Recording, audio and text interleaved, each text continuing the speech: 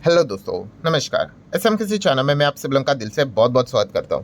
दोस्तों, जैसे कि आपको पता है बार बार कि जैसे मैंने आप लोगों को काफ़ी बार कहा है, काफ़ी लोग कमेंट में लिखते भी है सर कि आप कमेंट पढ़ते भी हो कि नहीं। ऑब्वियसली पढ़ता हूं। रिप्लाई देना हर किसी को प्रैक्टिकली थोड़ा सा पॉसिबल यहाँ पे नहीं होता है। एंड टॉपिक वाइज की अगर मैं यहाँ पे बात करूँ तो बहुत सारे टॉपिक में कमेंट सेक्शन से ही उठाने की कोशिश यहाँ पे करता हूँ।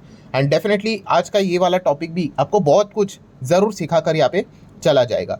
जैसे कि आपको पता है हम लोग हमेशा बिजनेस की ही बातें यहाँ पे करते रहते हैं। अच्छा बिजनेस तो डेफिनेटली कंपनी भी अच्छा करेगी, ठीक है। एंड बिजनेस खराब हो गया तो कंपनी भी खराब करेगी, शेयर भी खराब करेगा। और जैसे मैंने बार बार आप लोगों को सिखाया कि बिजनेस अच्छा मतलब क्या, कि उसमें ग्रोथ होनी चाहिए और अच्छा एक्सपोनेंशियल ग्रोथ, एक्स्ट्रा ग्रोथ होनी चाहिए। अगर 2-3% की ग्रोथ होगी तो फिर इतना कुछ ज़्यादा रिटर्न्स बनेंगे नहीं, 2-3% के हिसाब से बनेंगे, आप ऐसा भी पकड़ कर चलो। और अगर एकदम ही कंपनी की ग्रोथ ज़बरदस्त रहेगी तो शेयर भी ज़बरदस्त करेगा, रिटर्न्स भी ज़बरदस्त आएंगे। ये इसके पीछे का नॉर्मल गणित देखने को मिल जाता है। डेफिनेटली अगर हम लोग यहाँ पे बात करें दोस्तों, तो जो ये बड़े कंपनीज होते हैं, ठीक है, बड़े कंपनीज मतलब आप देख सकते हैं जो लार्ज कैप कंपनीज हम लोग को देखने को मिल जाते हैं, ठीक है। तो ये उसके बाद रुक क्यों जाते हैं? रुक इसीलिए जाते हैं क्योंकि उसमें जैसे मैंने आपको कहा कि ग्रोथ ज़रूर रहती है, बट यस एक्सपोनेंशियल ग्रोथ हम लोग को देखने को नहीं मिलती है, ठीक है। बट यस कुछ कंपनियां ऐसी होती है, वो क्या करती है कि अभी वो इतनी बड़ी कंपनीज बन चुकी है, बट फिर भी अगर उनको एकदम अच्छे रिटर्न्स अगर निकालने हैं तो उनको क्या करना पड़ता है, यस जो ग्रोथ वाले जो सेगमेंट रहते हैं उनको पकड़ना पड़ता है। और इस वीडियो में भी हम लोग ऐसे ही 1 से 2 कंपनीज को यहाँ पे कवर करने की कोशिश करेंगे, जो वो क्या करे, वो एक कोशिश कर रहे हैं कि ग्रोथ कंपोनेंट को यहाँ पे पकड़े एंड अच्छा खासा अपने बिजनेस को एक्सपांड करे, तो वो आने वाले समय में अच्छा परफॉर्मेंस यहाँ पे दे सके। उसमें से पहली कंपनी है दोस्तों मारुति सुजुकी, ठीक है। वैसे तो कोई इसको पढ़ता है नहीं, बिकॉज कंपनी का शेयर प्राइस देखकर ही लोग भाग जाते हैं 10-11 हज़ार का शेयर है करके, ठीक है। बट आप इन बिजनेसेस को समझो कि कंपनी 3.5 लाख करोड़ के मार्केट कैप वाली कंपनी है, बड़ी कंपनी है। एंड फिलहाल कंपनी की अगर हम लोग बात करें तो अभी ये कौन से स्पेस में अपनी किस्मत आजमाने जाने वाली है?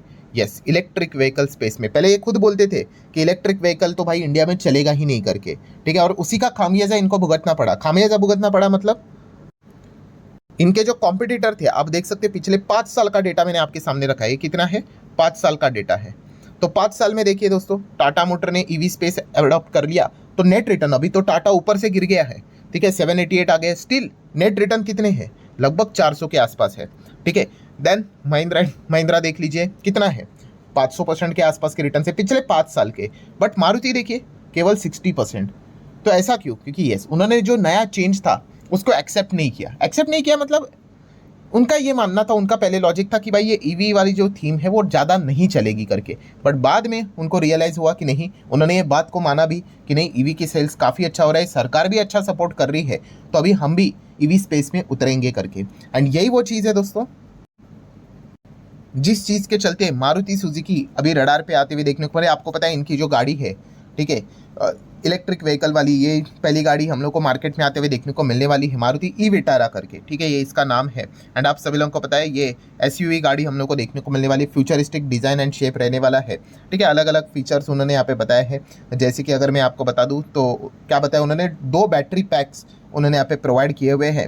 एंड उसी के साथ साथ अगर हम लोग बात करें ये कब लॉन्च होने वाली है, 2025, ये जो जनवरी है पहला महीने में ही ये इसकी यहाँ पे शुरुआत करेंगे। एंड एक्सपेक्टेड प्राइस बोला जा रहा है शायद से 20-25 लाख तक हो सकता है। एग्जैक्टली क्या होगा वो तो अभी जनवरी में हम लोग को पता चल जाएगा। मतलब क्या दोस्तों कि यस मारुति अभी क्या करने वाला है, ईवी स्पेस में यहाँ पे इंटर करते हुए देखने को यहाँ पे मिल रहा है। एंड यूजुअली जैसे कि मैंने काफ़ी बार आपको कहा कि पेट्रोल डीजल वेरिएंट की बात करें तो मारुति सुजुकी नंबर 1 कंपनी हमारे देश में देखने को यहाँ पे मिल जाती है with more than 50% market share, ठीक है, पेट्रोल डीजल में। एंड जैसे कि पिछला फाइनेंशियल ईयर 24 की अगर हम लोग बात करें, ठीक है, तो उसमें भी हम लोगों ने देखा था कि हमारे देश में 10 गाड़ियां अगर बेची जाती है उसमें से 7 गाड़ियां टॉप 10 में मारुति की ही है। मतलब 70% मॉडल वाइज अगर बात करें तो आप देख सकते हैं नंबर 1 सबसे ज़्यादा एर्टिगा बेची गई, तो आप देख सकते हैं नंबर 1 पे वही है। मतलब नंबर 1 नंबर 2 में बता रहा हूँ, सेकंड कौन सी है? मारुति अगेन, तीसरे पे हुंडई आ जाता है, चौथे पे अगेन मारुति का ही नाम है, पाँचवें पे टॉप 5 में से 4 गाड़ियाँ मारुति की ही है, ठीक है। देन 6 नंबर पे अगेन मारुति है, 7 नंबर पे टाटा का एक मॉडल आता है, देन महिंद्रा का आ जाता है 8वें नंबर पे, देन 9 नंबर पे वापस Tata and then again Maruti. मतलब जैसे आपको बोला 10 में से 7 से 6 जो गाड़ियां है वो मारुति की ज़्यादा बेची जा रही है यूनिट वाइज, कभी थोड़ा ऊपर नीचे होता रहता है। मतलब क्या है कि पेट्रोल डीजल में मारुति ने तो एकदम धूम मचा के रखी हुई है और कब से वो नंबर 1 पोजीशन पे अपना डोमिनेंट पोजीशन को मेंटेन भी करके रखा हुआ है।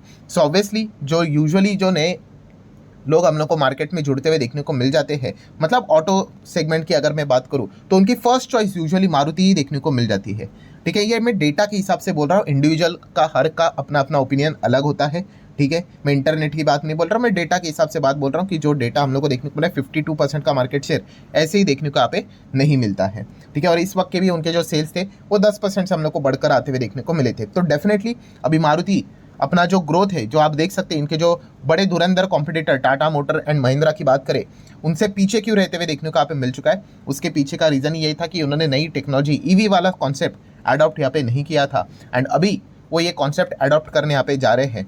तो डेफिनेटली इस स्पेस में हम लोग को ग्रोथ नज़र आ रही है। अगर इन्होंने अच्छा प्रोडक्ट मार्केट में अगर ला के रख दिया एंड अगर लोगों का अच्छा लगा तो डेफिनेटली ये बहुत अच्छा परफॉर्मेंस यहाँ पे दिखा सकते हैं। तो ये ग्रोथ वाला सेगमेंट हम लोग को जरूर देखने को यहाँ पे मिल रहा है। एंड इसी से रिलेटेड एक एग्जांपल भी मैं आप लोगों को देना चाहूँगा। देखिए, मैंने काफ़ी बार बोला है दोस्तों कि कुछ चीज़ें मैं ऐसा बोलता हूँ ना कि भाई टैटू कर लो। क्यों बोलता हूँ मैं? क्योंकि यही वो चीज़ें हैं, अगर आप कोई भी कंपनी खरीदने का विचार कर रहे हो, खुद की स्टडी कर रहे हो, ठीक है, तो ये चीज़ें भूलनी नहीं होती। कौन सी? उसमें से एक मैंने बहुत बार आप लोगों को बोला है कि ग्रोथ सबसे इंपॉर्टेंट है। ठीक है, ग्रोथ होनी चाहिए, ग्रोथ मतलब अच्छी ग्रोथ होनी चाहिए। ठीक है, तो ही जाके पैसा बनेगा। काफ़ी लोग क्या मिस्टेक करते हैं, मैं आपको एक एग्जांपल देता हूँ। रॉयल इनफील्ड आपको पता है, एकदम ज़बरदस्त बाइक, बुलेट।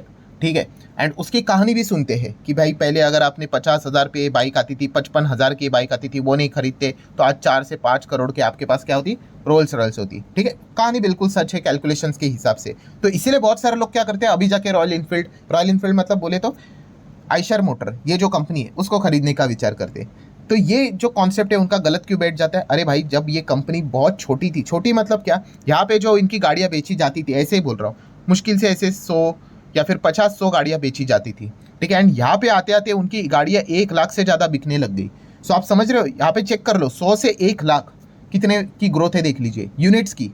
ठीक है, एंड अभी क्या हो रहा है, अभी यहाँ पे कंपनी 1 लाख गाड़ियाँ बेचती है, अभी भी कंपनी कितनी गाड़ियाँ बेचती है? 1,20,000 बेचती होंगी, 1,30,000। तो ग्रोथ देखिए कितनी लिमिटेड ग्रोथ हो गई। ठीक है, और यहाँ से यहाँ की ग्रोथ देखिए, तो ग्रोथ सब कुछ होता है दोस्तों। ठीक है, एंड इसीलिए हमेशा स्टेज 1 पे बिजनेस को एनालिसिस करना बहुत इंपॉर्टेंट होता है। एंड अगर आपका दाव सही गया तो आप ज़बरदस्त यहाँ पे क्या कर सकते हैं, उस चीज़ का फ़ायदा उठा सकते हैं। बट ये स्टेज 1 में भाई वो सारी चीज़ों को देखने के लिए बिजनेस को स्टडी करना आना चाहिए। आधे लोगों को तो भाई वीडियो देखकर ही 10 मिनट का सर दर्द पकड़ना स्टार्ट हो जाता है। तो क्या करेंगे? कुछ नहीं, जब सब कुछ खत्म हो जाएगा, भाग जाएंगे, तब वो जाके निवेश करेंगे, फिर वो नीचे आएगा, फिर वो रोना स्टार्ट करेंगे, फंस गए, स्कैम, ये वो, फिर भागेंगे, फिर बोलेंगे काश होल्ड कर लेता, फिर टॉप पे खरीद लेंगे बिना सोचे समझे, फिर वो नीचे आएगा, एंड वो कहानी चलती रहती है। ठीक है, सो अगेन कह रहा हूँ दोस्तों, बिजनेस को अंडरस्टैंड करने की क्षमता आप में होनी चाहिए, जो डेफिनेटली है। ठीक है, एंड उस हिसाब से दाव लगाना होता है, सही भी जाओगे गलत भी जाओगे, तो ये पॉइंट पता होना चाहिए। तो मारुति सुजुकी ये जो कंपनी है, इसके ऊपर आप ध्यान रख सकते हो, आप पढ़ सकते हो। भाई मेरे साइड से कोई रिकमेंडेशन नहीं होता है, ऐसे मैं कितने वीडियोस बनाता हूँ, सिखाने की कोशिश कर रहा हूँ कि अगर इन्होंने जैसे पेट्रोल डीजल में मार्केट पूरा कैप्चर किया, अगर वैसे ही ईवी स्पेस में अगर उन्होंने कर लिया तो ज़बरदस्त, यहाँ पे हम कह सकते हैं उनका जो शेयर रुका हुआ है वो ज़बरदस्त तरीके से आगे बढ़ने की क्षमता भी रखता है। ठीक है, तो ये एनालिसिस करने की ज़रूरत है। नेक्स्ट अगर हम लोग बात करें दोस्तों, तो airline company. Yes, airline business की अगर बात करें तो आप सभी लोगों को पता है भाई, ये बिजनेस करना बहुत बहुत बहुत टफ होता है, आप सभी लोगों को पता ही है। वो जो कोट है मैं हमेशा बोलता हूँ, ठीक माफ़ कीजिएगा। सो कौन सा वाला, जो कि मेरा नहीं है, कि बोला जाता है कि अगर आप एकदम बिलियनियर हो, ठीक है, अगर आप करोड़पति हो, ठीक है, एंड आप एयरलाइन बिजनेस स्टार्ट करो, आप लखपति बन जाओगे। मतलब यस, इसको चलाना भाई बहुत मुश्किल काम होता है। और इसमें अगर देखा गया तो सबसे बड़ा एडवांटेज क्या है पता है दोस्तों, कि इसमें कॉम्पिटिटर टिकना ही मुश्किल होता है। यस, कितने सारे कॉम्पिटिटर्स उड़ गए, देखिए जेट एयरवेज उड़ गया, किंगफिशर डूब गया, गो एयर और गो फर्स्ट, जो चाहे जैसे बोल सकते हो, ये भी बैंकक्रप्ट होते हुए देखने को मिल गए, बंद हो गई। एयर इंडिया, ठीक है, उसकी हालत खराब थी, अभी सरकार ने भी मतलब हाथ खड़े कर दिए। ठीक है, अभी वो टाटा ने ले लिया, पहले टाटा के पास थी। ठीक है, बट ठीक है, मतलब बताने का मकसद कि आप समझ लो कि कितना ये टफ बिजनेस होता है करने से रिलेटेड। तो इसलिए आप चाहो तो इंडिगो को स्टडी कर सकते हो, क्योंकि इस स्पेस में इंटरग्लोब एविएशन 60% से ज़्यादा का मार्केट शेयर लेकर बैठा हुआ है। और इसमें सबसे बड़ा एडवांटेज यहाँ पे क्या है कि यस, जो हमारा देश की जो ग्रोथ है, हम डेवलपिंग इकोनॉमी है, ठीक है, तो ये जो एयरलाइन बिजनेस है वो लगातार बढ़ते जा रहा है। पैसेंजर देख सकते हो कैसे लगातार यहाँ पे बढ़ते जा रहे हैं हर साल। तो इसमें सबसे ज़्यादा फायदा कौन लेगा? जो इस स्पेस में टिकेगा, इस बिजनेस में टिकेगा, वो अच्छा बिजनेस करेगा। तो इस स्पेस में अगर देखा गया तो इंडिगो कई समय से यहाँ पे टिका हुआ है और अच्छा बिजनेस यहाँ पे कर रहा है। तो आप चाहो तो इंडिगो को स्टडी यहाँ पे कर सकते हो। नो डाउट कंपनी देखा गया अभी कितना है, 1.5 लाख करोड़ का मार्केट कैप वाली बड़ी कंपनी है। इस वक्त के जो कंपनी के नंबर थे काफ़ी घटिया देखने को मिल गई। सीधा कंपनी आप देख सकते हो लॉस में ही आ गई। ऐसा अच्छा प्रॉफिट दिखा रही थी, पहले भी लॉस में थी, आप देख सकते हैं यहाँ पे माइनस में यहाँ पे चल रहा था। फिर कंपनी ने अच्छे प्रॉफिट दिखाना स्टार्ट किए एंड फिर एक और झटका लग गया। तो ऑब्वियसली ये बिजनेस करना काफ़ी टफ होता है। बट जैसे मैंने कहा कि क्या कंपनी तबाह हो गई, कंपनी बंद हो गई, जिस दिन आपको लगेगा कंपनी तबाह हो गई, कंपनी बंद हो गई, तो उस दिन डिसीजन लेना होता है कि भाई निकलना है कि नहीं निकलना है। वरना तो आपके लॉन्ग टर्म जर्नी में इस प्रकार के काफ़ी सारे उतार चढ़ाव तो देखने को आप लोगों को जरूर मिलेंगे। बाकी शेयर होल्डिंग पैटर्न अगर आप चेक करोगे तो 49% प्रमोटर है, FISDS आप देख सकते हो 20-25% ये भी है, पब्लिक काफ़ी कम है। तो PDF वाला स्टॉक हम लोग को यूजुअली देखने को मिल जाता है। सो ठीक है दोस्तों, ऐसे और भी बहुत सारी कंपनियां आप लोगों को देखने को मिलेगी। देखिए जो बड़े बड़े कंपनीज है जैसे कि रिलायंस, अभी रिलायंस कुछ अलग हटके करने की कोशिश कर रहा है क्या? बहुत कम, थोड़ा बहुत करने, और इनका साइज इतना बड़ा है कि मुश्किल हो रहा है। TCS की बात करें, कुछ अलग हटकर करने की कोशिश कर रहा है, इतना कुछ नहीं, ठीक है।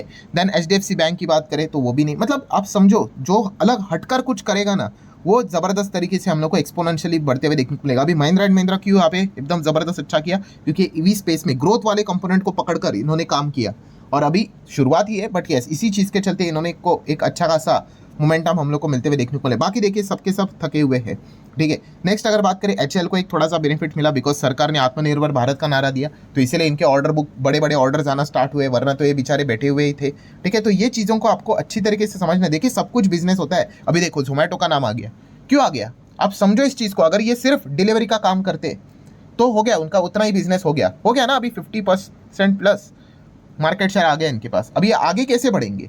वही के वही रह जाएंगे। तो अभी उन्होंने क्या कर दिया, यस नया जो ब्लिंकिट है वो मतलब क्विक कॉमर्स में कदम रख दिया, पेटीएम का एंटरटेनमेंट वाला बिजनेस खरीद लिया, ठीक है। तो ऐसे जो काम करने वाले, एक्सपेरिमेंट करने वाली जो कंपनियां होती है दोस्तों, वो क्या करती है, यस जो ग्रोथ होती है उसके और आगे बढ़ने की कोशिश यहाँ पे करती रहती है, ठीक है। वरना बाकी के कैसे धरे के धरे ही बढ़ जाते हैं, ठीक है। अभी डीमार्ट की बात कर ले, अभी डीमार्ट कैसे है, रुका हुआ है। अभी डीमार्ट को कुछ ना कुछ एक्स फैक्टर निकालना पड़ेगा भाई, वरना कॉम्पिटिटर तो इनको खा जाएंगे, ठीक है। तो ये पॉइंट समझ में आना चाहिए। देन देखिए ट्रेंड कितनी छोटी कंपनी थी, क्यों आ गई यहाँ पे? यस उन्होंने क्या कर दिया, ज़ुडियो, यस ज़ुडियो ने क्या गेम पलट कर रख दिया। देखिए तो ये सब कुछ बिजनेस के हिसाब से चलती है दोस्तों चीज़ें। जो एकदम अलग हटकर कुछ तो बिजनेस करेगा, कस्टमर लाएगा अपने पास, एकदम ग्रोथ, एकदम धनाधन ग्रोथ करेगा, वो क्या करेगा, एकदम शेयर उसका भी जबरदस्त यहाँ पे भागेगा। वरना बाकी कंपनीज क्या एवरेज परफॉर्मेंस यहाँ पे देते रहेंगे, ठीक है। पहले 100 का बिजनेस होता था, अभी भी 105 का बिजनेस हो रहा है, अभी 110 का बिजनेस हो रहा है, ठीक है। अगर आपको 100 से 200 की जंप मारनी है तो आपको कुछ तो क्या करना पड़ेगा, एक्स फैक्टर डालना ही पड़ेगा। तो ऐसे बिजनेसेस के ऊपर आप लोगों का फोकस यहाँ पे रहना चाहिए। सो आशा करता हूँ दोस्तों बहुत कुछ चीज़ें आपको सीखने को यहाँ पे मिली होगी। चाहो तो इस वीडियो को लाइक एंड शेयर कर सकते हो। मिलते हैं नेक्स्ट वीडियो में, तब तक के लिए बाय बाय।